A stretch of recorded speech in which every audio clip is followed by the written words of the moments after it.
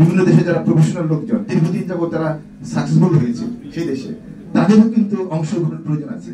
কারণ এই দেশে যারা সংস্কারের কথা বলছেন তাদের চোখ দিয়ে সংস্কার হবে না, কারণ তাদের চোখে এই অনিয়মের মধ্যেই তারা বড় হয়েছে, এই দুর্নীতির মধ্যেই তারা বড় হয়েছে। আমি যখন এয়ারপোর্ট থেকে আমরা নামি, আমরা এয়ারপোর্ট থেকে নামার পরে আমাদের চোখে ধরা পড়ে কোথায় অনিয়ম।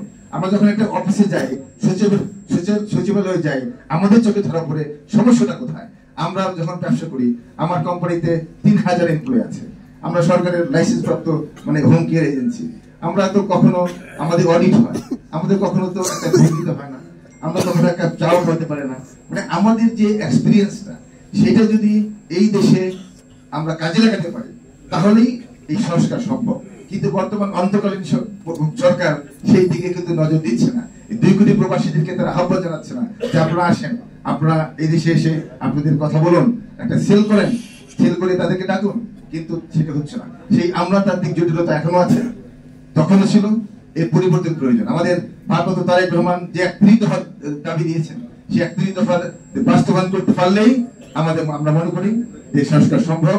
এবং পরিশেষে আমরা বলবো যে প্রবাসীদেরকে যাতে বাংলাদেশে নির্বাচনে অংশগ্রহণ করার সুযোগ দেওয়া হয়, প্রবাসীদেরকে যাতে এই প্রশাসনের অংশগ্রহণ করবার জন্য সুযোগ দেওয়া হয়। ফর এক্সাম্পল, আমাদের বিভিন্ন দেশে পুলিশ ডিপার্টমেন্টে অনেক ডাক্তার, ইঞ্জিনিয়ার আছেন, তারা যদি আসে দেশে, প্রশাসনে যদি তাদেরকে আহ্বান জানানো হয়, আমার নতুন প্রজন্মের ছেলেমেয়েরা, আমাদের ছেলেমেয়েরা ভালো ভালো ইউনিভার্সিটিতে যাচ্ছে, ভালো ভালো মানে জব ব্যবসা বাণিজ্য তারা করছে, তো তাদেরকে যে আনবার ব্যবস্থা করুন।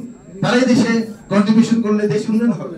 কিন্তু সেই আনবার জন্য তো ব্যবস্থা সরকারকে নিতে হবে, কিন্তু সেই উদ্যোগ কিন্তু নেই। সেটা আমরা স্পষ্ট করে বলতে চাই। আরেকটা হলো যে আমাদের দেশে প্ল্যানিং এর অভাব আছে। এই যে যানজট কেন, আমাদের সারা বাংলাদেশকে একটা প্ল্যান